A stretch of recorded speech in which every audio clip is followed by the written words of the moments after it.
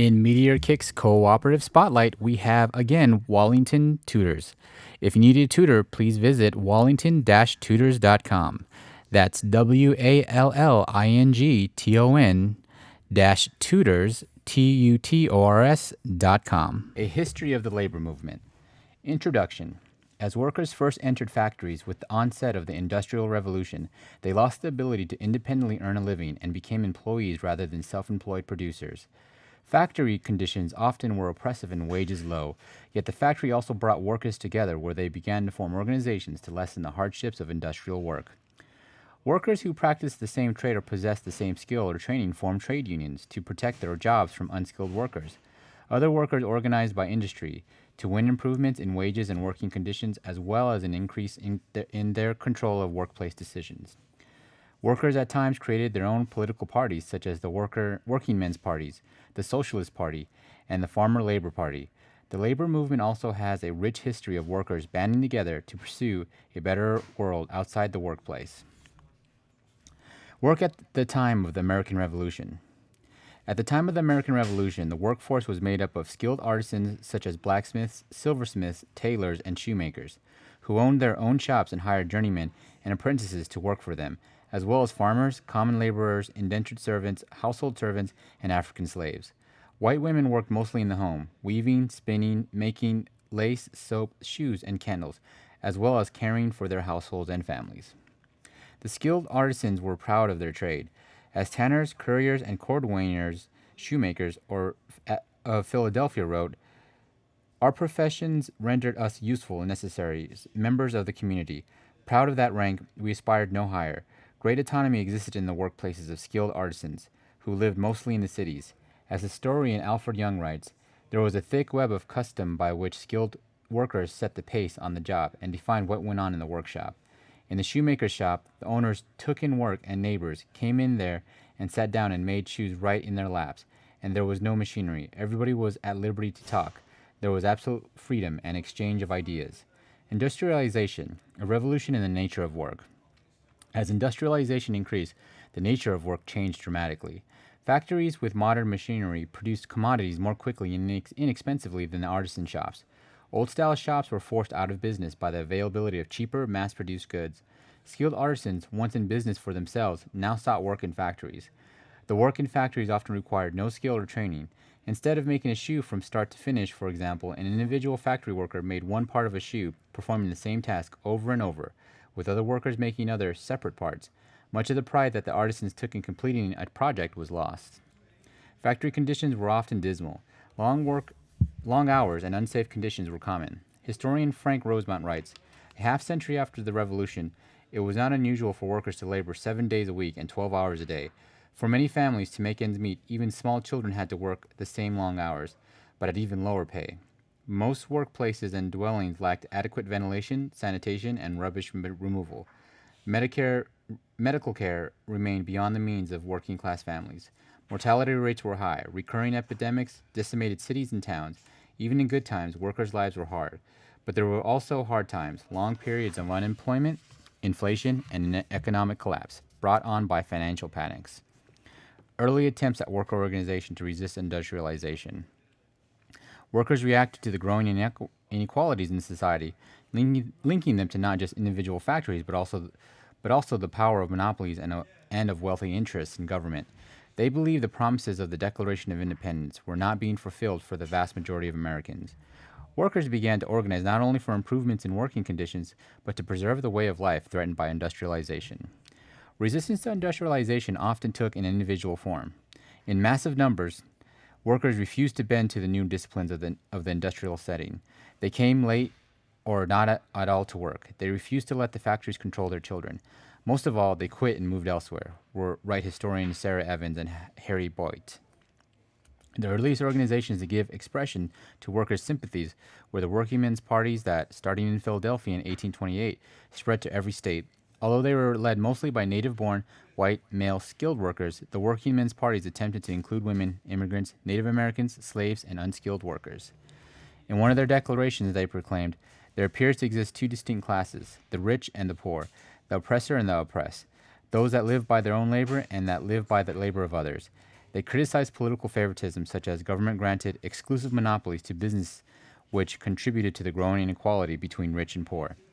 They proposed a wide variety of reforms to allow working people greater access to many areas of public life, including extending the right to vote to all adults, free public education, direct elections, civil service reform, simplification of the legal system, and more equitable taxation.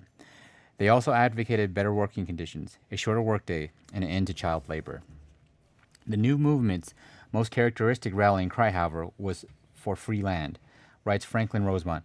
The Workingmen's Party urged the federal government to let Eastern workers settle the government's vast holdings of land in the West. Free land advocates argued that large numbers of workers from the eastern cities, where more workers than jobs existed, moving west would solve the unemployment problems and eventually raise wages and shorten the workday for workers in the East. The workingmen's parties, opposed to both major political parties, ran their own candidates in numerous elections. In New York in 1829, the Workingmen's Party elected Ebenezer Ford, a carpenter, to the state assembly. The workingmen's parties published newspapers, books, pamphlets, and verses. During the 1830s, the major parties adopted some of the workingmen's proposals. And although the workingmen's parties could not compete, their movement instilled immeasurable confidence in working people and gave powerful momentum to the trade union movement. Tens of thousands of workers joined trade unions, organizations of workers who practiced the same craft or trade or possessed the same skill or training in the 1830s. As unions recognized their common concerns, they combined forces to form a national federation of unions. The National Trades Union, formed in 1838 by delegates from Boston, Philadelphia, Brooklyn, Poughkeepsie, and Newark, represented 25,000 workers. This union was part of a national labor upsurge that called more than 100 strikes over the next few years. The NTU dissolved under the pressure of the financial panic of 1837. Courts ruled as early as 1806 that organized activities of workers, including strikes, pickets, and boycotts, were criminal conspiracies because the activities interrupted the free flow of trade. Throughout the 1800s, judges continued to rule on the legality of union activities on a case-by-case basis. Since workers could not predict whether the courts would hold their organizing strategies to be criminal acts, they could not use these tactics to win concessions from their employers without fear of legal reprisals. Women and children enter the workforce. White women, as well as children, began to work in factories by 1814. Women in the first half of the 19th century worked in over 100 industrial occupations. Historian Eleanor Flexner writes that, at first, some of these occupations, the making of cloth, garments, and hats, and weaving of shoes, were carried on in the home where women had first engaged in them as housewives. But with the invention of the spinning jenny and the power loom, home work shrank. There was a steady demand for women workers in the textile mills. Women typically earned much less than men for the same work. One newspaper in 1833 suggested that most women were paid less than one-fourth the earnings of men. Young women working in the textile factories in Lowell, Massachusetts, left their rural homes and lived together in factory-owned dormitories. The women engaged in activities from publishing a literary magazine and sponsoring a social and cultural events to forming labor organizations, which became more active as speed-ups and wage cuts became more frequent. In 1845, after witnessing a series of unsuccessful turnouts, strikes, in protest of long hours and low wages, 5 young women workers in Lowell met to plan a campaign to win the 10-hour workday. These women recruited 600 members into the Lowell Female Labor Reform Association. Women formed several chapters of the association in other New England towns. Sarah Bagley, president of the association, wrote articles for the Voice of Industry, defending women's workers' rights to organize. The women won numerous victories through the association. For example, when one of the larger mills in Lowell tried to increase the workload from 3 to 4 looms, at the same time reducing wages a cent per piece, a meeting of the association pledged that no such increased load would be accepted unless accompanied by an increase in pay. Almost every woman weaver working for the mill signed a pledge to this effect and stuck to it. The attempted speed-up was canceled, writes Eleanor Flexner. The Female Labor Reform Association also collected signatures petitioning the Massachusetts state legislature for a 10-hour day law. Eventually, the state did appoint a committee to investigate working conditions in the mill, but the committee, after hearing 8 witnesses from the mill, 6 of whom were women, and visiting Lowell themselves, for which the mills were cleaned up, decided to make no recommendations for a 10-hour day law. The committee was satisfied that the odor, decorum, and general appearance of the things in and around the mills could not could not be improved by any suggestion of theirs or by any act of the legislature. Women in the mills continued to protest the long hours and low pay. The state of child labor was equally grim during the 1800s. Young children spent long hours in dark, dirty factories doing boring and often dangerous work for little pay. The government did not regulate child labor. In Paterson, New Jersey, one series of mill strikes was started by children workers who marched off the job when the company unexpectedly tried to postpone their lunch hour from noon to 1 p.m. Other workers joined the children's strikes, demanding 10-hour workday policies. The children returned to work when the company threatened to bring in armed guards. The company fired the strike leaders, but their efforts were not entirely in vain. Before long, the company changed the lunch hour back to noon. The eve of Civil War. The 2 decades before the Civil War were characterized by massive immigration of industrial workers from northern Europe and a series of economic crises. Employers often encouraged resentment among the groups of immigrants from different countries and between immigrants and native-born workers to discourage them from organizing together against the employer. Many new immigrants who, without specific skills, could easily be replaced by other workers and who faced constant crisis in the national economy that jeopardized their jobs, were initially reluctant to organize. The crisis of 1857 threw so many out of work that thousands of recent immigrants went back to Europe. But eventually, immigrant workers organized within their own national groups, and in a wave of strikes and union building in the 1850s, they organized across ethnic and national lines to improve wages and working conditions, including a campaign for the 10-hour workday. Groups of workers, including hat finishers, cigar makers, typesetters, plumbers, painters, stonecutters, shoemakers, and iron molders, formed national unions in the decade before the Civil War that laid the groundwork for larger and more successful efforts after the war. In 1860, shoemakers in Lynn, Massachusetts, launched a massive strike, the largest the nation had yet seen, which eventually involved 20,000 workers to oppose the layoffs and wage cuts brought by the introduction of the sewing machine. With the issue of slavery prominent on the national agenda, the Lynn workers expressed their desire for freedom from what many called wage slavery. The shoemakers, who worked for wages instead of for themselves, compared their situation to that of slaves. 800 female strikers marched through the streets of Lynn carrying a banner proclaiming, "American ladies will not be slaves. Give us a fair compensation and we labor cheerfully." Yet one worker said, "We are not a quarter as bad off as the slaves of the South, though we are, by our foolishness, 10 times as bad off as we ought to be. They can't vote nor complain, and we can. And then just think of it. The slaves can't hold mass meetings nor strike, and we haven't lost that privilege yet." Although many northern workers feared that freed slaves would compete for their jobs, and although many workers were racist, few believed in slavery. Some northern labor leaders encouraged workers to support the abolition of slavery because ultimately slavery was a labor issue. Both northern workers and slaves were trying to gain control over their labor and their lives. However, as historian Howard Zinn writes of the Civil War and workers, white workers of the North were not enthusiastic about a war which seemed to be fought for the black slave, or for the capitalist, for anyone but them. They worked in semi-slave conditions themselves.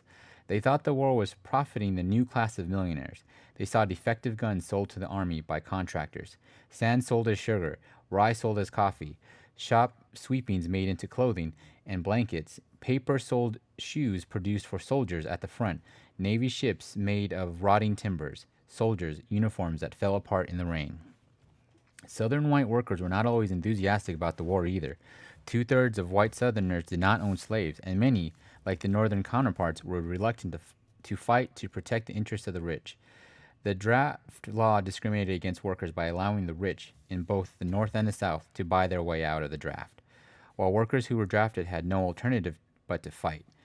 Draft riots, expressing anger towards the rich and towards African Americans, broke out in several northern cities. Once the war began, most workers were diverted from labor organizing campaigns. The federal government often jailed critics of President Abraham Lincoln's policies and intervened to break strikes, interfering with the war effort. Post-Civil War economic conditions. After the Civil War, industrialization intensified and wealth became increasingly concentrated among fewer and fewer individuals who gained control over various industries, including oil, steel, and railroads. Some employers campaigned to weaken or eliminate workers' organizations using methods including forcing workers to sign yellow dog contracts, a promise not to join any worker organization, maintaining blacklists, lists of workers who had attempted to form unions, and refusing to hire blacklisted workers, and seeking court injunctions to stop worker activities such as strikes and pickets. Economic crises continued to erupt. During the Depression of 1873, which lasted more than 5 years, 3 million workers lost their jobs. In New York City, 90,000 families were evicted from their homes. Previous gains in unionization were wiped out. The crises strengthened the most established monopolists and threw smaller companies out of business.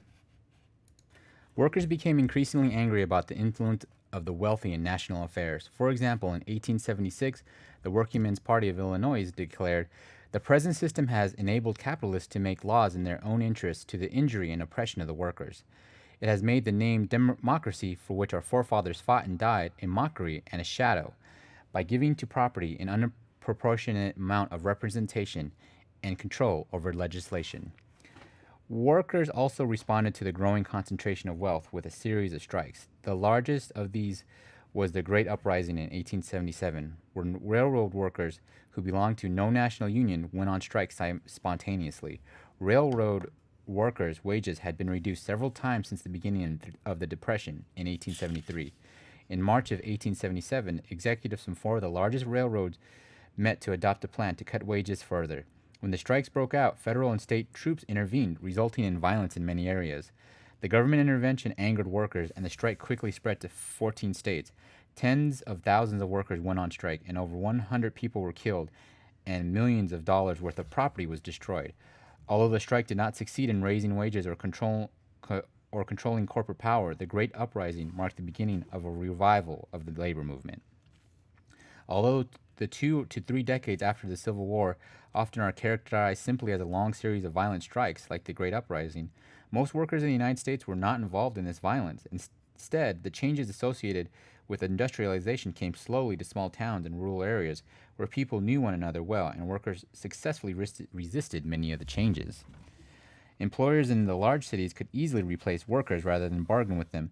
The upper class, far removed in their daily lives from most workers, had little sympathy for workers' concerns. When the massive depression of 1873 led employers to cut wages, newspapers in large cities expressed satisfaction that the depression would end workers' attempts to organize. In small towns, however, industrialists could not replace their workers as easily as in the cities. The middle class and working class lived and worked together and had a sense of community. Workers in small towns had more political clout than their counterparts in large cities, since they voted in large numbers and participated in local parties.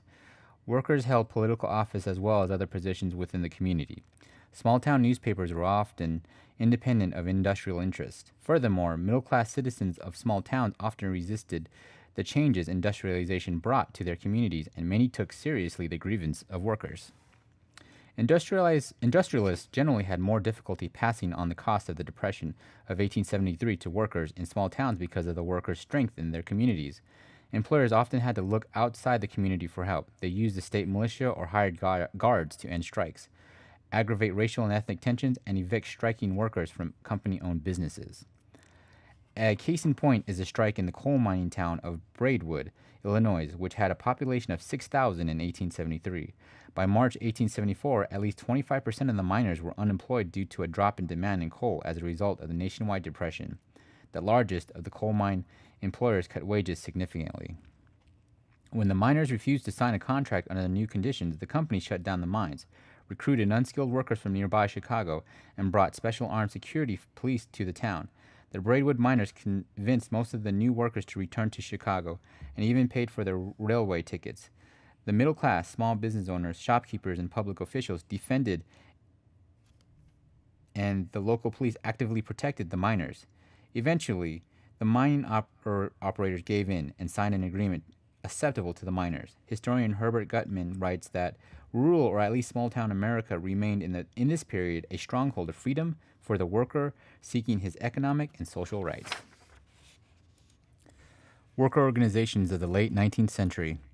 Although their membership rolls were relatively small, worker organizations in the late 19th century confronted problems including unemployment, concentration of wealth, low wages, political corruption, and lack of control of the workplace, with a variety of tactics and visions of the future. The Knights of Labor. The Knights of Labor, KOL, which held its first convention in 1878, was labor's first strong national organization. The Knight's goal was to organize all workers, regardless of race or sex, into one big union to address the interests of both skilled and unskilled workers. Membership reached 750,000 at its height. Their slogan was, "An injury to one is a concern of all." The KOL launched educational campaigns through reading rooms, traveling lecturers, and journals such as the Labor Inquirer and the Knights of Labor, organized community boycotts against employers, and lobbied public officials on behalf of short hours. The Knights stirred debate throughout the country about the nature of rights in the workplace. They emphasized the nobility of the working class, on whom industrial society depends, and criticized the owners of capital for abusing their power. By the late 1880s, the KOL leadership abandoned unskilled workers in favor of organizing skilled workers, and soon competed with the lost members to the American Federation of Labor. And soon competed with and lost members to the American Federation of Labor. The American Federation of Labor. While the Knights of Labor attempted to include workers across all industries, the American Federation of Labor AFL, established in 1886, continued the trade union tradition of organizing workers separately by craft or particular skilled job. Samuel Gompers, leader of the Cigar Makers Union, was elected president. Gompers witnessed a violent police attack on striking workers at Tompkins Square in New York City in 1874. While this incident led many labor leaders to lose faith in the potential of the existing system of government to address their concerns, Gompers decided that instead of working to change the whole system, skilled workers should build craft unions to defend their immediate economic interests. Craft or trade unions left out the majority of American workers, who were unskilled. The AFL saw itself as a business, with the labor of the workers as their product it offered to employers.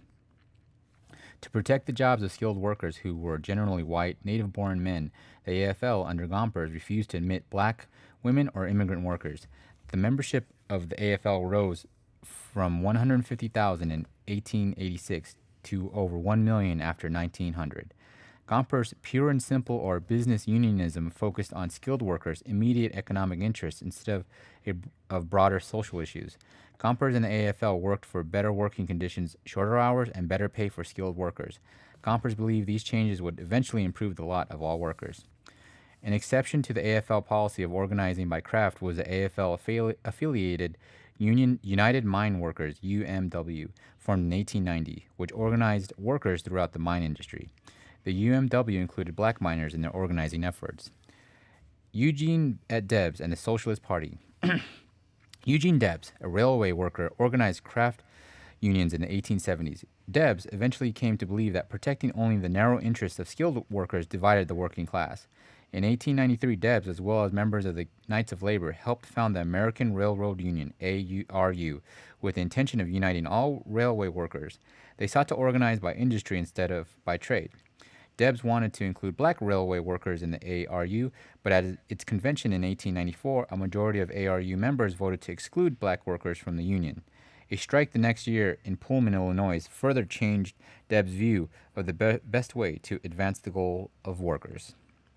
9 miles south of Chicago, George Pullman had created a city for his company, which made railroad cars. In this city, which he named Pullman, he owned everything: the factories, the houses, the churches, the stores, and the library. As the Depression of 1893, the worst of the 19th century, deepened, Pullman lowered wages without lowering the rent for the 12,000 people who lived there. In May of 1894, a committee of workers tried to discuss their concerns with Pullman. He refused to consider their proposals and then fired 3 of the committee members. On June 27, the ARU called on its 150,000 members to refuse to work on Pullman railway cars. Since nearly every passenger train included Pullman cars, this call amounted to a nationwide strike of railway workers. An association of railroad owners hired 2,000 armed guards to break the strike. The federal government had a court issue an injunction against strikers who were blocking trains. Workers continued the strike, stopping railroad service out of Chicago, and President Grover Cleveland responded by sending federal troops to stop the strike.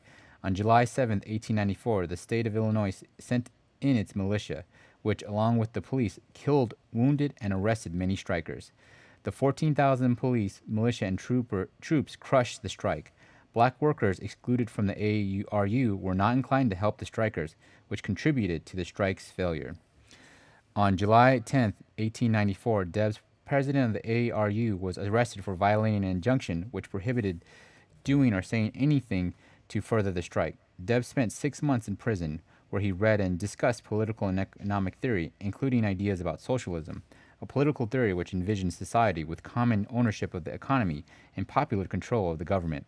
This was the turning point in Debs' career. For the next 3 decades, he was a leader in the U.S. socialist movement. During the 1880s and 1890s, despite the strenuous efforts of government, business, the church, the schools to control their thinking, millions of Americans were ready to consider harsh criticism of the existing system, to contemplate other possible ways of living. Writes historian Howard Zinn, for example, Edward Bellamy's popular utopian novel, Looking Backward, a vision of the ideal socialist society of the future, sold over 1 million copies, and more than 100 groups formed around the country to work towards Bellamy's vision. Workers as well as farmers movements, writes Zinn, went beyond the scattered strikes of the period 1830 to 1877. They were nationwide movements, more threatening than before to the ruling elite, more dangerously suggestive. It was a time when revolutionary organizations existed in major American cities, and the revolutionary talk was in the air. After forming the Socialist Party of America in 1901, Debs ran for president of the United States 4 consecutive times. Although Debs was never elected, the socialist candidates did succeed in electing mayors in at least 80 cities and towns and 1,200 local officials and state representatives. The Socialist Party elected Victor Berger, its first member of Congress, in 1910. Socialists published 8 daily newspapers and more than 300 periodicals, of which the largest 3 had over 1 million readers. Their platform called not only for worker ownership of the economy, but for the abolition of monopolies, voting rights for women, initiative, referendum and recall, direct election of the president, abolition of all laws discriminating against women, and the abolition of war. Industrial workers of the world. 200 socialists, anarchists, and radical trade unionists around the country held a convention in Chicago in 1905 where they created the Industrial Workers of the World, or the Wobblies, to organize by industry as an alternative to the AFL. Among the speakers at this convention, the Continental Congress of the Working Class, were Eugene Debs, leader of the Socialist Party, Mother Jones, organizer of the United Mine Workers of America, and Big Bill Haywood of the Western Federation of Miners. The IWW envisioned a socialist society where the land and machines were owned collectively by all people. They worked to achieve this goal by creating one big union open to all workers. Under their plan, when the union was strong enough, workers would hold a nationwide general strike to shut down all businesses. The capitalist system would come to an end, and socialism could begin to take over. The IWW worked to create a new society not in the voting booth, but by using nonviolent direct action, organizations, strikes, and sabotage. To the Wobblies, sabotage meant striking on the job, demonstrating inside the factories, subverting production, withholding labor, but not necessarily destroying any property. In the textile strike of 1912 in Lawrence, Massachusetts, 10,000 workers, Slavs, Italians, Irish, Greeks, Portuguese, French Canadian, English, Russian, Lithuanian, German, Polish, Belgian, a total of 24 language groups in all, joined together to fight mill owners who reduced wages when the 56-hour work week took effect. Led by organizer Elizabeth Greeley Flynn, the IWW organized soup kitchens and clothing distribution, and with the Socialist Party arranged for the strikers' children to stay with families in other cities during the strike. The American Woolen Company gave in and offered the workers a 5 to 10% raise and time and quarter pay for overtime work. On March 14, 1912, the strikers voted to end the strike. The strikers won in an immeasurable moral triumph, which inspired workers all over the eastern United States to join together. Wobbly organizers traveled across the country. They organized, wrote, spoke, sang, spread the message and their spirit. IWW organizer Joe Hill was the best known of the Wobbly songwriters. His songs, poems, and cartoons filled the pages of the Wobbly magazines and newspapers distributed in 10 or more languages. The Wobbly's creed spread like wildfire in the eastern immigrant ghettos and across the Mississippi among the workers of the West, in the mines, timber, forests, port towns, and among the migrant workers and hobos who rode the boxcars, writes historian Harvey Wasserman. At first, the socialist movement and the IWW were united in supporting political action. After 1907, under the leadership of Big Bill Haywood, the IWW began to see political struggles as fruitless and unnecessary, and subsequently turned more attention to building the one big union and conducting nonviolent and orderly strikes. The progressive reform era was largely a response to the surge in popular support for socialists and wobblies.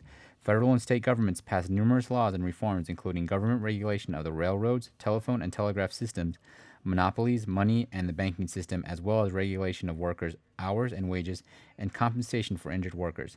However, historian Howard Zinn writes that the reforms were aimed at quieting the popular risings, not making fundamental changes. Women organized their own unions. The AFL made little effort to organize women workers since most women were employed in low-paid, unskilled positions. However, groups made up largely of middle-class women made a number of attempts to improve the working conditions of women. The National Consumers League was founded in 1899 to pressure businesses to improve working conditions, and the Women's Trade Union League, founded in 1903, helped women workers organize into trade unions. These groups advocated protective labor legislation for both women and children. By 1907, 20 states had passed hour laws, limiting the number of hours employers could require women to work. Women working in the garment industry in cities including New York, Philadelphia, and Chicago organized unions to protest working conditions and low wages. Eleanor Flexner writes of the factories, "For the most part, the shops were small, housed in filthy old buildings which were never cleaned and where sanitary conditions and fire hazards were unbelievably bad. Windows were nailed shut, and little light came in the grimy panes. The hissing of power belts and grinding of machinery were deafening. The workers were largely foreign-born, newly arrived in this country. Their limited knowledge of English, their youth, inexperience, and desperate need for work put them at the mercy of bosses and foremen. There were endless fines for talking, laughing, or singing, for stains from machine oil on the goods, for stitches either too crooked or too large, which had to be ripped out at the risk of tearing the fabric, resulting in more fines. Hours not infrequently ran until 10 at night, which with no overtime pay and only a sandwich for supper. Women shirtwaist makers, most of them between the ages of 16 and 25 years, at two of the larger shops in New York City, went on strike in 1909 to protest the intolerable working conditions. It was the first large strike of women, including both black and white women. Between 10,000 and 30,000 workers participated. The Workers' Trade Union League took the issue to the public and solicited money from wealthy women in New York City to provide bail for hundreds of women arrested for picketing. The strike lasted for 13 weeks, with settlements being made on a shop-by-shop basis. Although the gains were few, the strike had a large impact on the labor movement, proving that women could successfully organize. That conditions in the shops did not improve is evidenced by a tragic fire in 1912 at the Triangle Shirtwaist Company, in which 146 workers died. Eleanor Flexner writes, Some of the horrified onlookers carried with them all their lives the sight of bodies leaping out of the windows with clothing ablaze because there was no other way out. Others perished jammed against the doors to the stairways, which were barred. Few working women participated in the women's suffrage movement at that time. As Eleanor Flexner writes, for women, working under dangerous conditions for little pay, equal rights was a question of more than education or getting the vote. For them, equality also meant better pay for their labor, security from fire and machine hazards, or the unwanted attentions of a foreman, and a chance to get home to their domestic tasks before complete exhaustion had overtaken them. Profile of an organizer, Mother Jones. Whenever desperate workers went on strike, whenever exploited child laborers cried for help, this querulous, gray-haired, black-bonneted woman with a high-pitched voice and a piercing stare appeared to lead them on, writes Joseph Gusatalis about Mary Harris Jones. Born in Ireland on May 1st, 1830, Mary Harris immigrated with her family to the United States in 1838. She attended school in Toronto, Canada, and as a young woman worked as a dressmaker and as a school teacher. In 1861, she married George Jones, an iron molder and strong Union supporter. 6 years later, her husband and 4 children died in a yellow fever epidemic. Mary Jones moved to Chicago, where she opened a dressmaking business, but soon after, her home was destroyed in the Great Chicago Fire of 1871. Taking refuge in a church basement, she wandered into nearby meetings of the Knights of Labor. She became involved in the labor movement, a cause to which she remained committed the rest of her life. Determined to encourage and support workers' organizing efforts, she traveled all around the country to inspire them with fiery speeches and words of encouragement. Over her long career as a union organizer, Mary Harris Jones, better known as Mother Jones, organized coal miners, child textile workers, carmen, steel workers, and metal miners. Although she often clashed with its leadership, Mother Jones worked as an organizer for the United Mine Workers of America for much of her life. She dedicated 40 years to helping coal miners in West Virginia and Pennsylvania win union representation. In the miners' cause, she waded creeks, faced machine guns, and taunted many a mine guard to shoot an old woman if he dared, writes historian Priscilla Long. Mother Jones often organized the women in mining towns to become an active and vital part of the struggle for workers' rights. One tactic she used was the dishpan brigade. When coal miners were on strike in Ararat, Pennsylvania in 1900, Mother Jones organized the women to prevent replacement or scab workers from taking the striking workers' jobs. The women gathered at the mine, banging together their pots, pans, brooms, and mops while screaming and shouting at the scab workers. From that day on, the women kept continual watch of the mines to see that the company did not bring in scabs. Every day, women with brooms or mops in one hand and babies in the other arm, wrapped in little blankets, went to the mines and watched that no one went in. And all night long they kept watch, wrote Mother Jones. Mother Jones was particularly outraged by the conditions in which children worked in textile mills and coal mines.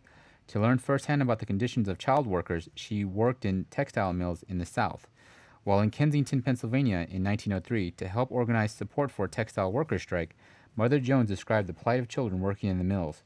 Every day, little children came into the Union headquarters, some with their hands off, some with thumbs missing, some with their fingers off at the knuckle.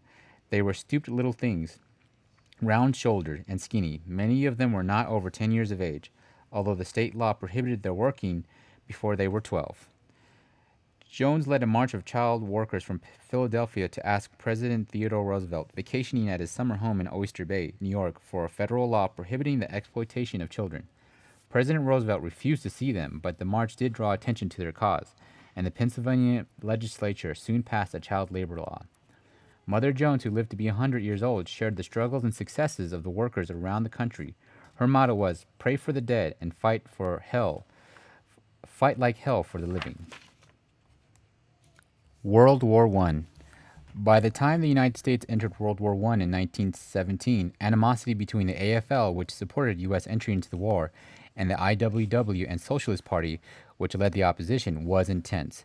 The Socialists made huge gains at the polls, since most workers opposed the war.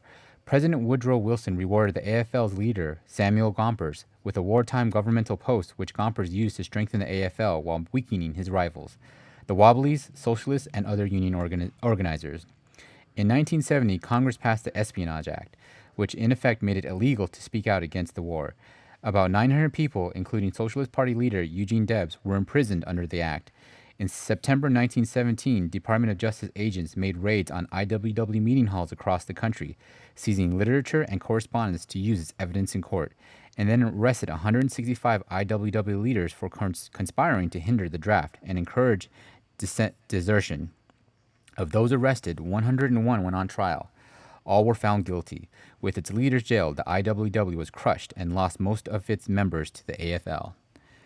Organizing efforts of the IWW, however, had a lasting effect on workers around the country. The IWW showed that including all workers, regardless of race, sex, or nationality, could benefit all workers.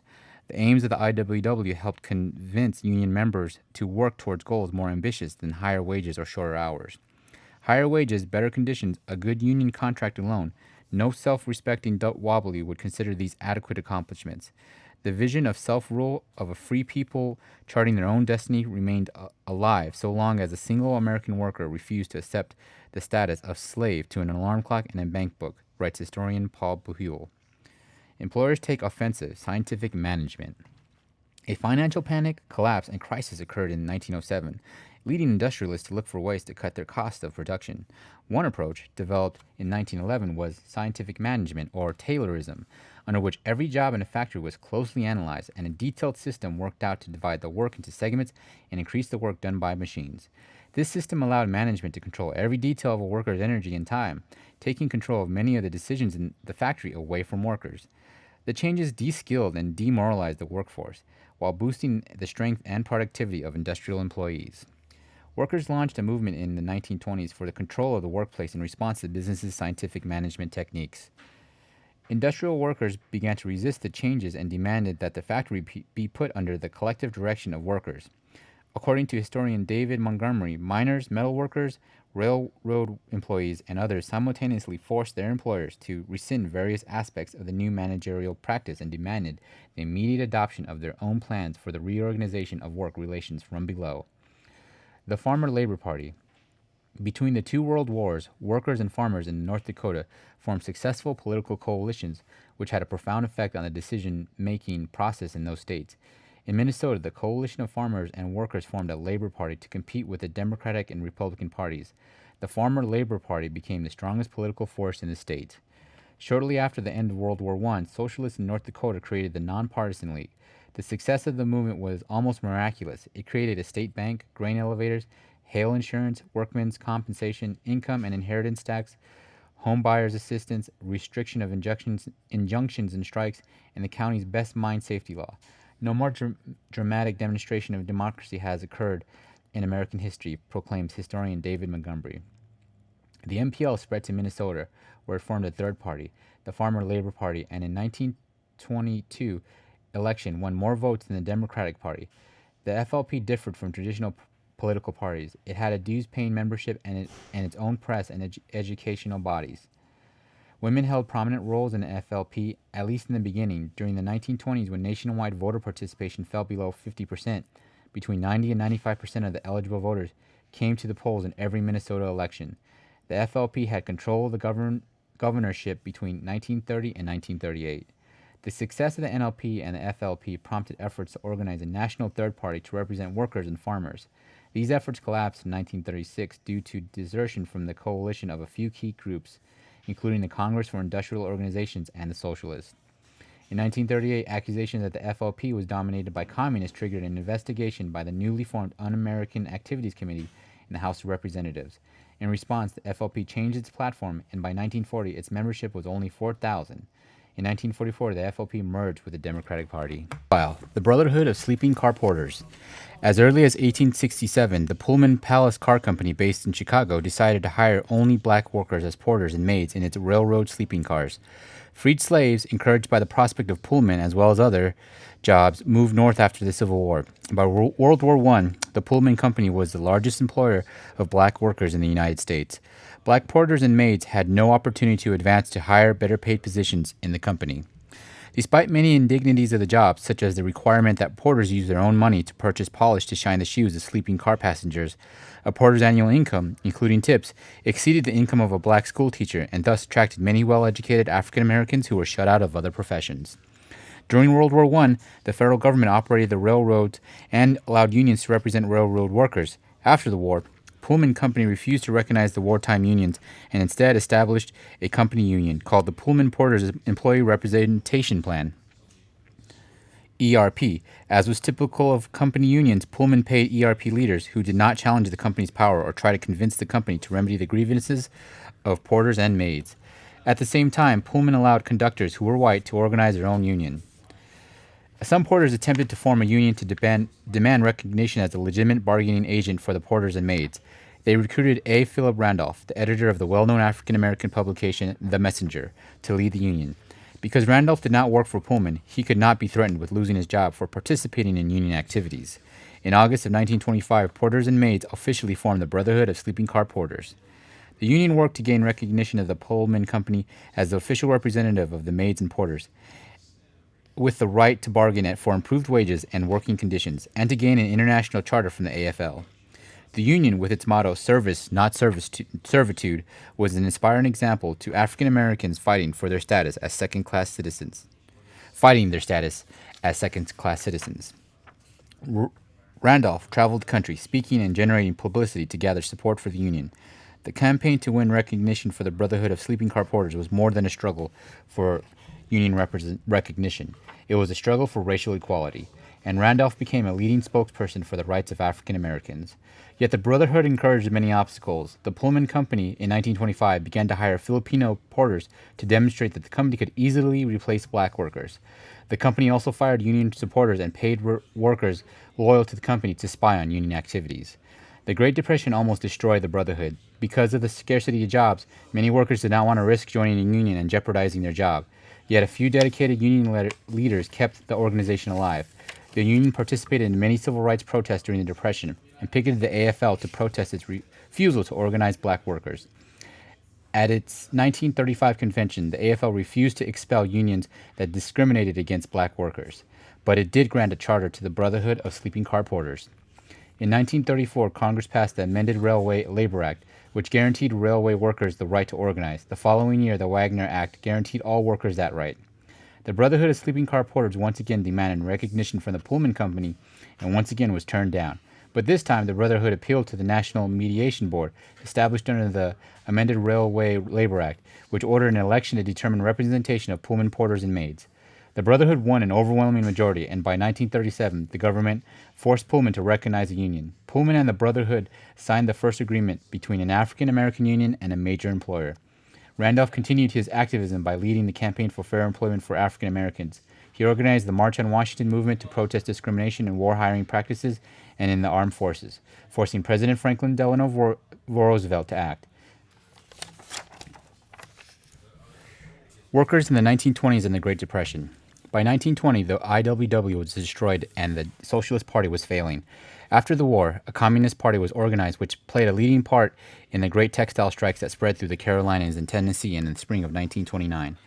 The AFL lost about 2 million members during the 1920s. Allied with neither of the two major political parties, the AFL had little power in national politics. Gompers died in 1924, leaving the AFL splintered, disorganized, and facing a crisis in leadership. Unemployment fell through the 1920s, and the general level of wages for workers rose, yet most of the economic prosperity of the 1920s was concentrated among the wealthy.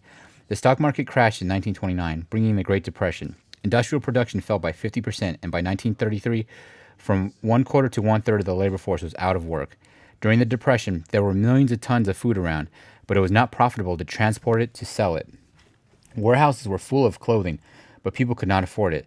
There were lots of houses, but they stayed empty because people could not pay the rent, had been evicted, and now lived in the shacks, writes Howard Zinn. Long before the federal government set up programs to relieve depression conditions, people organized to help themselves. By the end of 1932, 330 self-help organizations, such as the Unemployed Councils, existed in 37 states, with over 300,000 members. But by early 1933, most of these groups had failed. They were attempting too big a job in an economy that was more and more a shambles. Often, those who had jobs worried that their employer would slow down the rate of production, resulting in some workers losing their jobs. One solution was to arrange for all workers to remain employed, even if everyone subsequently had to work fewer hours. Workers discovered many ways to ensure that everyone had a fair share of the available work, including agreeing not to work more than a certain number of hours. Often agreements of this sort were simply unspoken understandings among the workers. Stella Norwicki, a worker and organizer in a Chicago meat packing factory in the 1930s, explains how this kind of agreement was enforced in the factory where she worked. The women themselves had gotten together and they would turn out 144 packages an hour of bacon. A new girl would come in and the old-timers would train her. They would help her out so that gradually by the end of a certain period of time she was doing the 144. But they would never let anyone go beyond the 144 packages. They maintained that limit and they did it without a union. One smart aleck girl came in there once and she was going to show them and go beyond that number because she wanted to earn more money.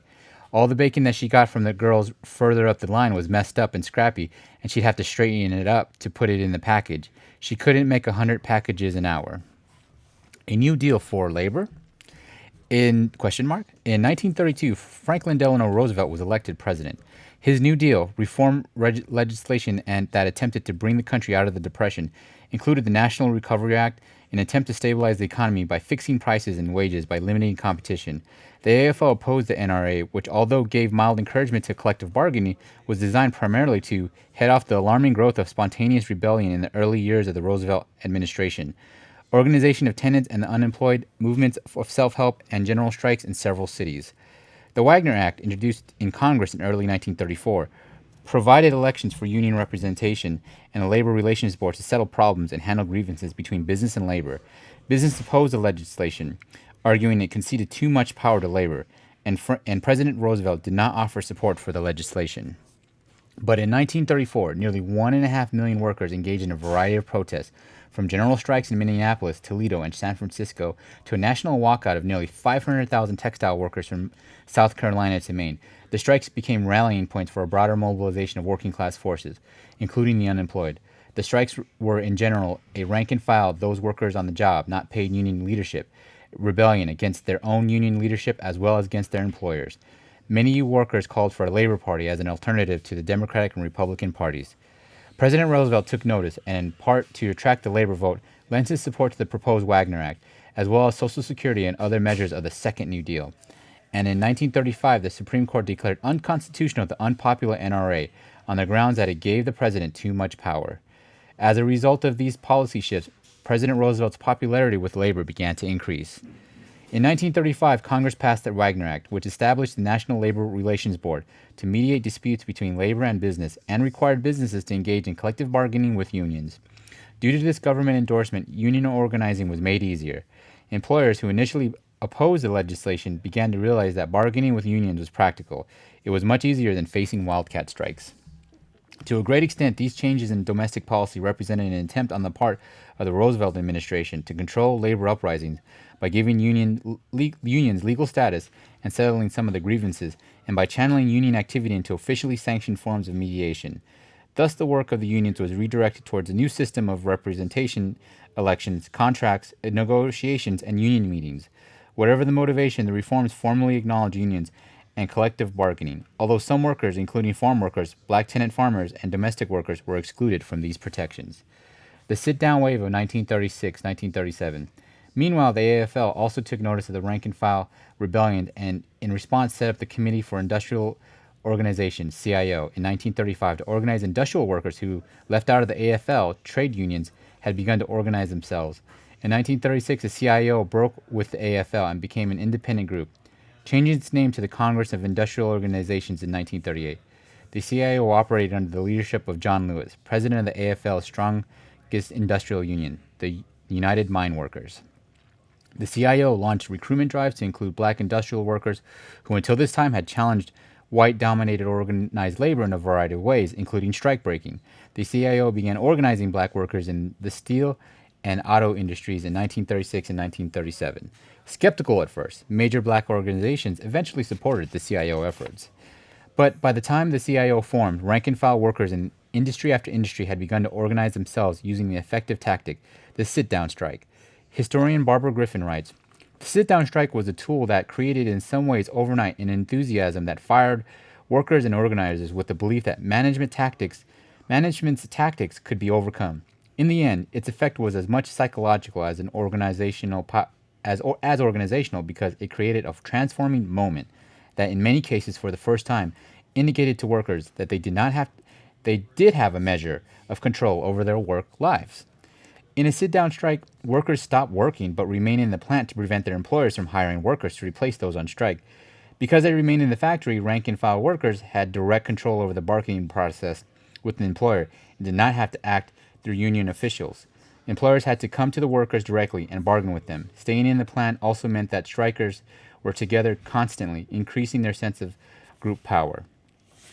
From the rubber factories in Akron, Ohio, the sit-down idea spread quickly because of its high success rate and brought with it a wave of excitement among industrial workers. In December of 1936, thousands of workers began the longest sit-down strike of all in the General Motors GM Fisher Body Plant No. 1 in Flint, Michigan. The sit-down began with when two brothers were fired. Refusing to work or to leave, 2,000 workers stayed in the plant for 40 days. Inside the plant, the workers held meetings to discuss the management of the strike. They strictly enforced rules of conduct and were careful not to damage company property. If anybody got careless, such as sitting on an automobile cushion without putting burlap over it, he was talked to. Members of the community came to the plant to teach classes on government, history, writing, and public speaking to the striking workers. All of the workers who remained in the plant were men, but they depended on the active support of women outside the plant who supplied them with food and confronted the police. Court injunctions prohibited the strike from continuing, but with thousands of armed workers surrounding the plant, police did not attempt to enforce the injunctions. Several violent incidences did occur, however, and a women's emergency brigade was formed to monitor the situation outside the plant and deal with crises. The governor of Michigan summoned the National Guard as a sit-down strike spread to 6 other GM plants. But before the Guard was called in, workers and GM management settled the strike and signed a 6-month contract. Eventually, workers won official recognition by General Motors of the United Auto Workers as their union. This victory was psychologically important for the workers who emerged from the plant with newly formed friendships and solidarity, wrote Henry Krauss, who was editor of the GM strike newsletter. The explosive spontaneity of joy and freedom that seized the city, Flint, late that afternoon and evening was more glorious and significant than anything mere organization could have contrived. The United Auto Workers subsequently became an important and powerful force within the labor movement. The sit-down strike, as a tactic to win recognition for unions, quickly spread to nearly every industry, except textiles. In 1936, workers launched 48 sit-down strikes, followed by 477 sit-downs in 1937. By the end of the strike wave, millions of workers had gained recognition for their unions, including the United Rubber Workers, the United Electrical Workers, and United Steel Workers. Union membership as a result of the sit-down wave of 1936 to 1937 more than doubled from 3.7 million members in 1935 to 8.3 million in 1938. The vast social movement that created the CIO and organized basic industry in the United States has been the greatest achievement of the American working class to date. In a matter of a few years, what appeared to be a fragmented mass of individual workers paid at rates and worked at speeds imposed by the employers transformed themselves into an organized force that changed the economic and political fabric of society, writes labor journalist Kim Moody. The demise of the CIO. The new industrial unions of the CIO differed from the AFL unions, which primarily organized by trade and mostly included skilled workers. The CIO made efforts to include African American and women workers. Furthermore, the CIO unions worked for greater worker control of the workplace, for improved working conditions and the lives in general for all Americans, and for broader social change, while the AFL concentrated on business unionism, winning better wages and working conditions for its own members. But a number of factors contributed to the demise of the goals of the CIO, including an improved economy, World War II, growth of union bureaucracy, passage of the Taft-Hartley Act, and anti-communism. The production demands of World War II, which created millions of new jobs at higher wages and brought the U.S. economy out of the Depression, weakened the drive of worker rebellions that characterized the 1930s. Writes Howard Zinn. It was the war that put almost everyone to work, and the war did something else, patriotism. The push for unity of all classes against enemies overseas made it harder to mobilize anger against the corporations. President Roosevelt established the National War Labor Board at the beginning of the U.S. involvement in World War II in an effort to regulate labor-business relations for the sake of stability during the war. Both the AFL and the CIO leadership pledged not to call strikes during the war.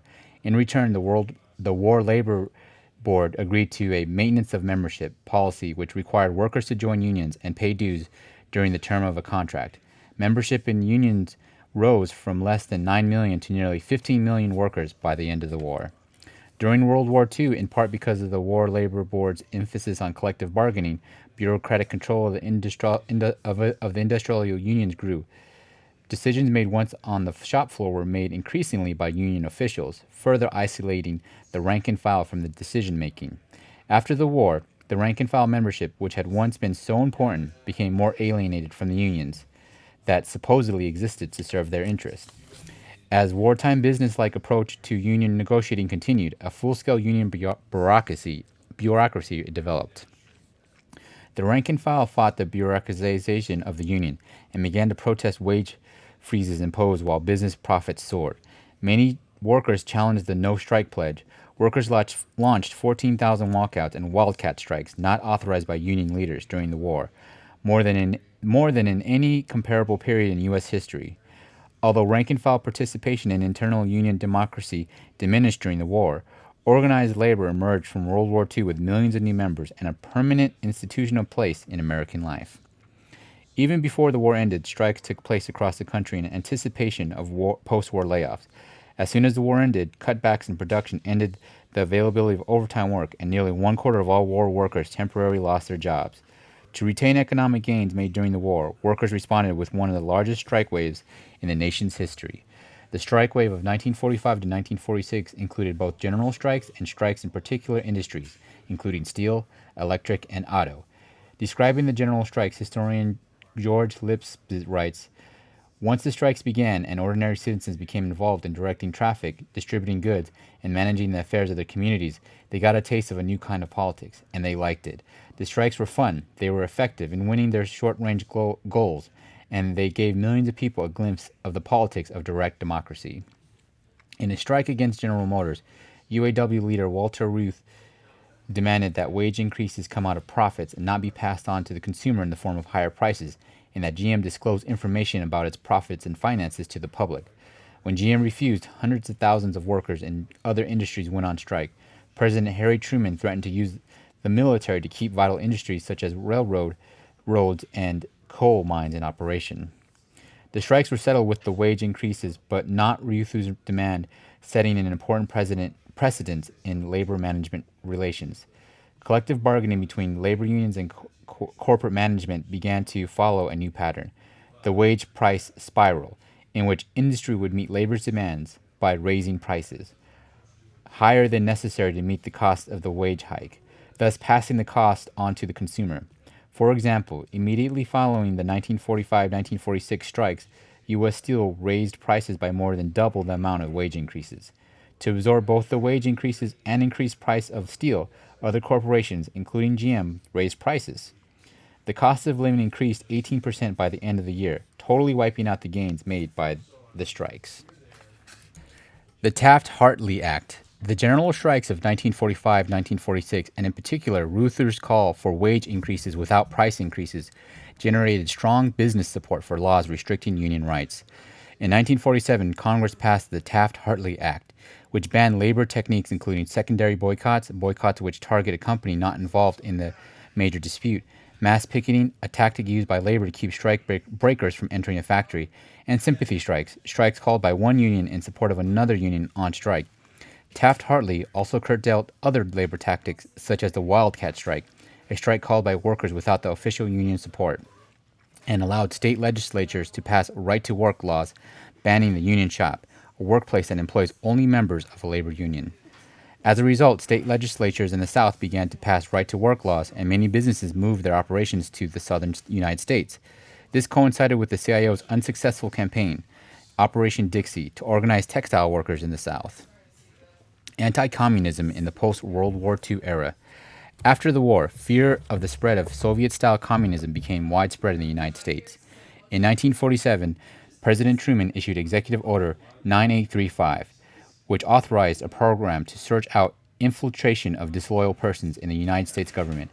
Over the next 5 years, 6.6 million Americans were investigated. Not one case of espionage was found. Senator Joseph McCarthy, Republican, Wisconsin, began hearings in the Senate to investigate alleged communists in the government, and the House of Un-American Activities Committee continued to interrogate Americans about their ties to communists and communist organizations. To win National Labor Relations Board NLRB protection for their unions, the Taft-Hartley Act required union officials to file affidavits stating that they were not communists. In the years that followed, because of pressure from government and society, the leaders of the CIO became increasingly anti-communist. Both the AFL and the CIO purged their organizations of communists and socialists. When 10 CIO-affiliated unions refused to throw out their communist members, the CIO expelled the unions. The purges resulted in many labor unions losing many of their most active and experienced organizers.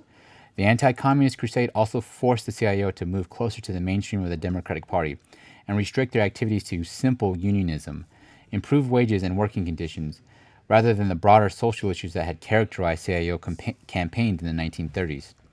In addition, the CIO leadership rejected any attempts to form a labor party and rallied labor's support behind the Democratic Party to pressure for greater labor influence in party affairs. The Democratic Party soon took the labor vote for granted, and labor's electoral power was diminished. In a matter of a few years, Much of the remaining democracy within the unions was abandoned as anti-communist bureaucrats systematically eliminated opposition and dissent. By the early 1950s, a radical transformation of the CIO's political culture had taken place.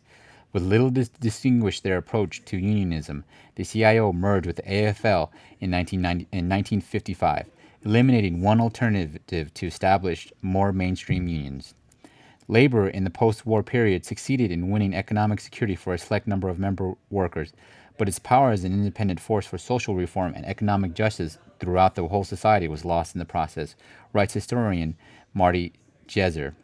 African American workers organized after World War II. Most of the economic advances made by black industrial workers occurred between 1942 and 1945 and were largely lost during the post-war reconversion. The white-dominated labor organizations failed to offer any solution for black workers. In June of 1950, black workers held a conference in Chicago which led to the formation of the National Negro Labor Council a year later. In less than a year, 23 Negro labor councils, NLCs, were set up across the country. The NLC in Chicago picketed the Woolworth and Scott stores which refused to hire black workers. Business fell by 85% and the stores decided to hire black workers. The NLC was particularly active in Detroit, where black workers had been challenging the all-white male leadership of the United Auto Workers to include black workers in UAW leadership positions. Various leaders within the CIO accused the NLC of being communist. The action of the CIO leadership paved the way for the House of Un-American Activities Committee to harass NLC members, which eventually forced the union's demise in 1956. Racism within the ranks of labor remained an issue, particularly after the merger of the AFL-CIO in 1955. Many black trade unionists saw the merge as a signal of organized labor's declining interest and commitment to the struggle against racism, writes historian Richard Thomas. Profile: the United Farm Workers of America. Migrant farm workers who move from farm to farm in search of temporary work harvesting crops have historically faced many barriers in their attempt to organize unions, including poverty, the short-term nature of the jobs, an oversupply of labor, and government aid to growers, the employers of the farm workers. During strikes, during the 1940s, the California farm labor force included migrants from the Dust Bowl of the United States as well as contract workers, paseros, temporarily imported from Mexico by the federal government. By the 1960s, workers of Mexican descent, mostly recent immigrants, made up most of the migrant farm worker labor force. Migrant workers were paid either a small hourly wage or, more frequently, paid by the piece or the pound, depending on how much of a crop they could harvest or plant. Working conditions for migrant workers were miserable. Employers often forced workers to use short-handled hoes, which required hours of stooping over, creating tremendous strain on their backs. In the heat of summer or the cold of winter, migrant workers were in the fields all day without toilet facilities or drinking water, and most migrant workers were exposed to dozens of pesticides, often sprayed while they worked in the fields. Numerous attempts to organize farm workers failed, but in 1950, Cesar Chavez, who was working on an apricot farm, went to a meeting of the Community Services Organization, CSO, and became involved in efforts to organize Mexican Americans in California. Chavez worked with the CSO for more than 10 years and became its general director. Chavez worked with the CSO community organizer, Fred Ross, from whom Chavez learned organizing techniques such as the house meeting, which he later used to recruit members to a union for farm workers. But when the CSO board of directors continued to refuse to try to organize farm workers, Chavez resigned in 1962, and in 1962 began an independent organizing campaign. He distributed cards to residents of the Central Valley of California, asking for their names, addresses, and how much they thought they should be paid. When the cards were returned by mail, some people had written notes of support. Chavez drove to those people's homes, asking them to join a union. He held the first official meeting of the National Farm Workers Association, later called the United Farm Workers, in September of 1962. Though it was difficult to find farm workers who could afford to pay dues, the movement slowly grew. By the summer of 1964, the union had 1,000 members. The organizations first provided economic and social benefits, including a credit union, cooperative buying, life insurance, and educational programs. By the summer of 1965, the United Farm Workers shifted to union activities. Rose workers in May of 1965 were the first UFW members to call a strike. The workers quickly won a wage increase, but the company would not recognize the union. The union also won wage increases in a grape workers' strike. In the fall of 1965, the UFW joined a large strike against the grape growers of the Central Valley. The union learned a lesson it would learn again and again. Strikes alone did not work because of the oversupply of labor and government intervention on behalf of the growers. Dolores Hureta, who was an organizer with the UFW from its beginning and later became its vice president, stated, "We never win with a strike. There are always 10 unemployed workers ready to take the job of one who strikes." The UFW changed tactics. It called a boycott of California table grapes in 1965, and millions of Americans in support of the farm workers stopped buying grapes. The movement drew increasing support. Religious leaders committed acts of civil disobedience. Students picketed grocery stores. Other unions called sympathy strikes, and a few politicians endorsed the UFW. Numerous civil rights and religious organizations offered support and financial backing. In 1965, Chavez went on a 25-day hunger strike. This action united farm workers behind Chavez and brought more outside support to the cause. According to journalist Harry Bernstein, the UFW retained the aura of a cause even if it took on the structure of a union. Despite the outpouring of support for the UFW, the police harassed strikers, the U.S. Department of Defense purchased large quantities of boycotted grapes, and California Governor Ronald Reagan and President Richard Nixon frequently condemned the union. However, the union finally won on July 30th, 1970, 5 years after it began. The UFW called off the grape boycott. The loss of millions of dollars in grape sales had forced many growers to sign contracts with the UFW. The contracts included provisions to ban 3 dangerous pesticides, including DDT from the fields where farm workers worked. By 1972, the UFW had won over 100 contracts and raised wages for farm workers by almost one-third. Yet this success was not complete. Some labor laws, including the Wagner Act, requiring employers to recognize union representatives democratically elected by the workers, did not apply to agricultural workers. Many growers resisted the UFW's attempt to win recognition, even when nearly every worker at a ranch signed a card proclaiming the UFW to be the workers' official representative. The growers could legally ignore them, requiring that without laws which enforced the farm workers' right to union representation, they could not succeed. The UFW began to lobby for a California law to extend the rights of non-agricultural workers to farm workers. In 1975, the legislature passed the California State Agricultural Labor Relations Act, which Chavez called a godsend that is without question the best law for workers, any workers, in the entire country. At first, the new law helped the UFW win new contracts, but the growers soon found ways to combat the workers' organizing efforts. They filed numerous lawsuits against the UFW, draining its resources dramatically. The growers also successfully lobbied the state legislature to cut off funding for the California Labor Relations Board in charge of administrating the law. When the UFW proposed a state referendum to insulate the board from political tampering, the growers raised $2 million for a campaign which helped defeat the measure. The union has continued to suffer setbacks. In 1982, George Ducamajan was elected governor of California with the strong support of California growers. Upon election, Ducamajan appointed new members to the California Labor Relations Board who were determined to defeat the UFW by helping growers fend off workers' complaints of unfair labor practices and defeat the union's organizing attempts. Furthermore, the board offered little or no protection for the farm workers fired because of union activities. Yet the UFW has won many victories for its members, such as a medical plan, pensions, and other benefits. It forced growers to end the use of the short-handled hoe, which crippled many farm workers. And the UFW continues to fight. In 1985, it launched a new grape boycott, demanding that growers affirm the right to union representation and stop the use of dangerous pesticides. Cesar Chavez again went on a 35-day hunger strike in 1988 to call attention to the grape boycott. Chavez writes of his commitment to the farm workers' cause. There are vivid memories from my childhood, what we had to go through because of low wages and the conditions, basically because there was no union. I suppose if I wanted to be fair, I could say that I'm trying to settle a personal score. I could dramatize it by saying that I want to bring social justice to farm workers, but the truth is that I went through a lot of hell, and a lot of people did. If we can even the score a little for the workers, then we are doing something. Besides, I don't know any other work I like to do better than this. I really don't, you know? Rank and file rebellion, on the agenda again. By the mid-1960s, profit for U.S. industry began to decline, partly because of competition from overseas and an increase in the price of resources from the Third World.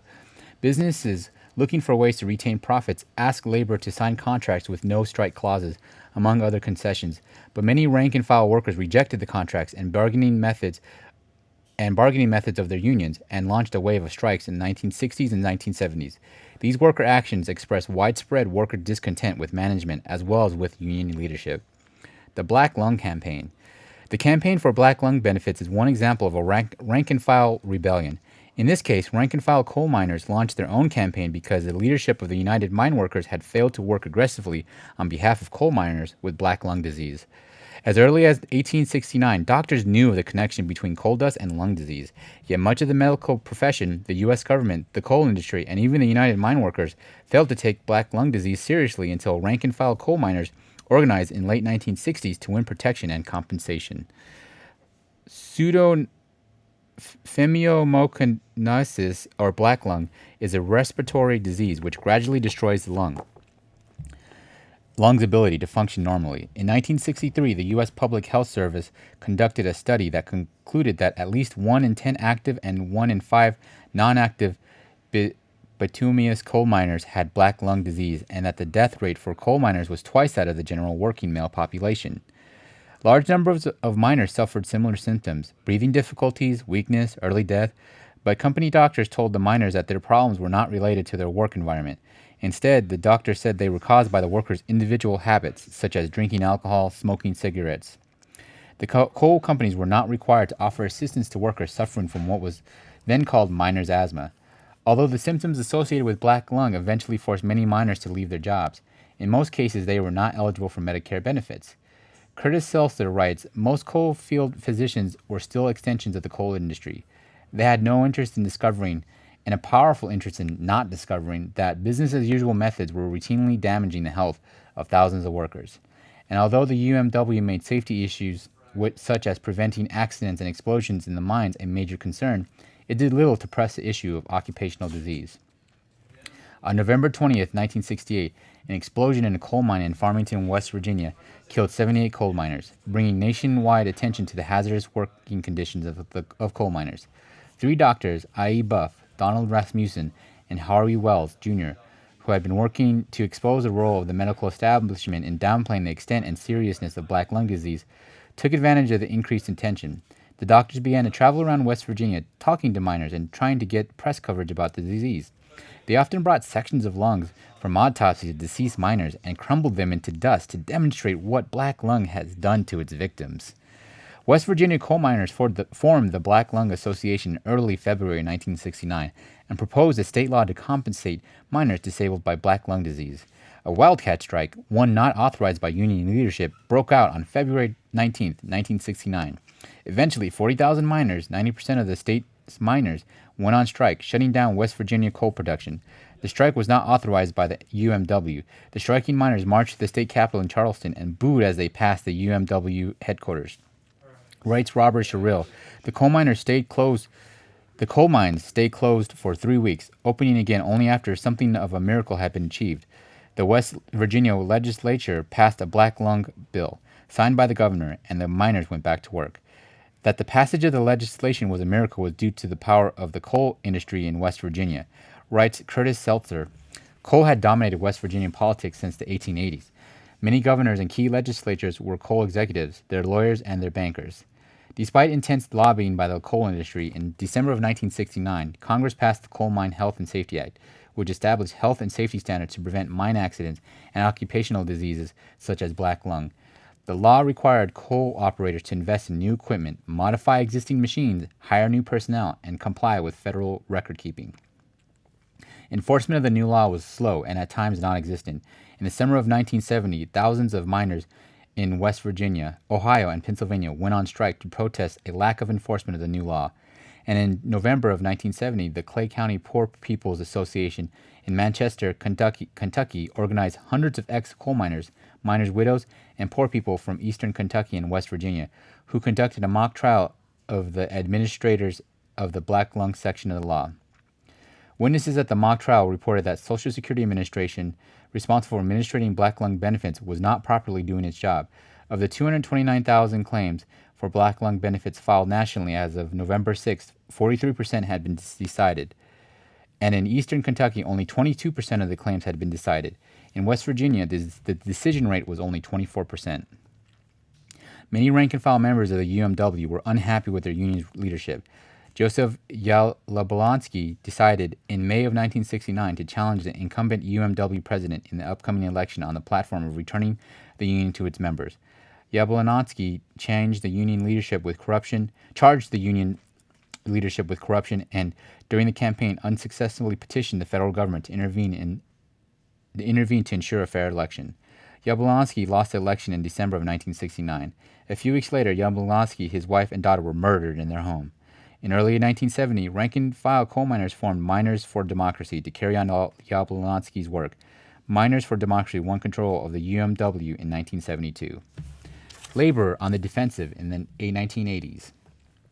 The defensive tone of labor in the 1980s was set when President Ronald Reagan took office in 1981 and soon thereafter fired Professional Air Traffic Controllers Organization (PATCO) workers who were on strike over grievances that the Federal Aviation Administration had refused to address. President Reagan hired permanent replacement workers to fill the jobs of the striking PATCO workers. Reagan's actions, writes labor journalist Kim Moody, sent the following message: that the bargaining atmosphere had changed in both the public and private sectors, and that the administration's policies would aid business and undermine labor.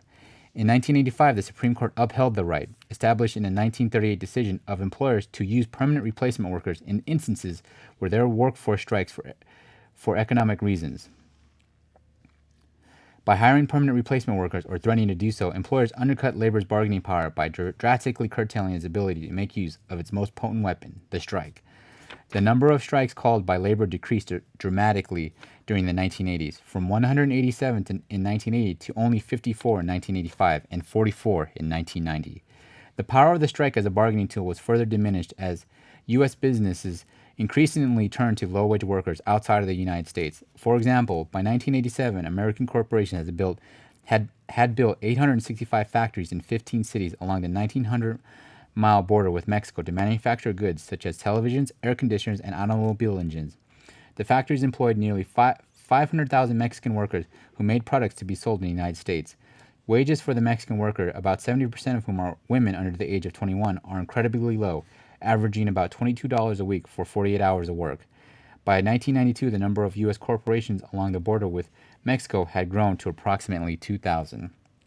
American workers lost jobs as U.S. corporations closed factories nationwide and opened new ones overseas. More than ever before, U.S. corporations began to use the threat of relocation or plant closings to force communities to grant tax breaks and unions to grant concessions in wages and benefits in an attempt to save jobs. New strategies for labor. Many rank-and-file union members disagreed with their union's concession policies and developed new strategies for bargaining with business. One such strategy is the corporate campaign, developed by Ray Rogers, which considers all avenues of pressure and would include the possibility of a strike, a boycott, and other traditional tactics, timed and coordinated as a part of an overall conceptualized strategy. Other tactics used in corporate campaigns include shareholder resolutions and legal challenges under the National Labor Relations Act for violations of workers' rights. Workers have formed coalitions with members of their communities and citizen groups that have an interest in targeting a particular company. This strategy sometimes has been effective in winning contracts for workers and in forcing employers to recognize and negotiate with newly formed unions. Rogers' first corporate campaign was an effort to win a union contract for the Amalgamated Clothing and Textile Workers, ACT-WU, in the late 1970s with J.P. Stevens and Company. The campaign gathered the support of community, political, and religious organizations to pressure banks and other companies with ties to J.P. Stevens to, in turn, pressure Stevens to change its policies. J.P. Stevens, his chief executive officer, and another official were forced off the board of directors of manufacturers Hanover Trust Company, which began to worry about the negative publicity and the business it might lose from supporters of the union. A similar corporate campaign was launched in Austin, Minnesota in 1986 when United Food and Commercial Workers, UFCW International, refused to continue assistance to striking meat packers working for the Hormel Company.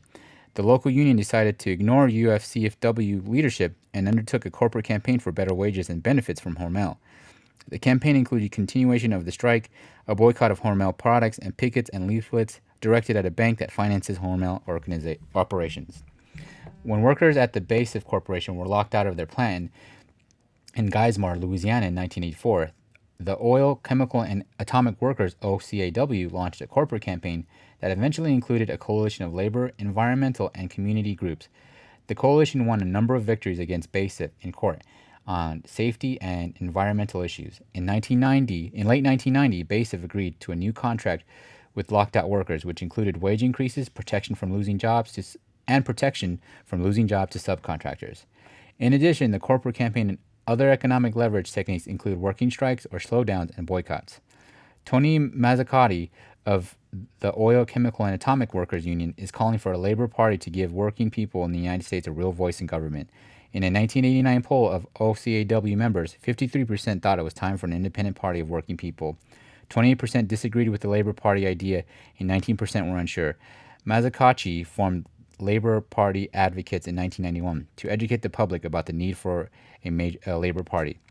Many rank-and-file union members have organized within their unions to promote greater internal union democracy. Several movements, including New Directions within the United Auto Workers and the Teamsters for a Democratic Union, work to make union leadership more accountable to the rank-and-file. More than a decade of effort paid off in 1991 when TDU's candidate for president of the Teamsters Union, Ron Carey, won in an upset victory. Working women are organizing to counter discrimination in wage levels, hazardous or intolerable working conditions, and job loss. Predominantly Latina women garment workers in El Paso, Texas, organized La Mujer Obrera, the women worker, which has taken direct action against sweatshop conditions in the sewing industry on the U.S.-Mexico border. The women have established food cooperatives, health clinics, and classes in workers' and women's rights.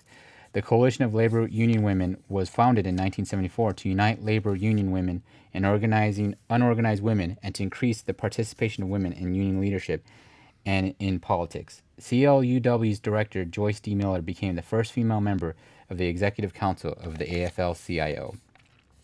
95, founded in 1973 to organize women office workers, became affiliated with the Service Employees International Union in 1975.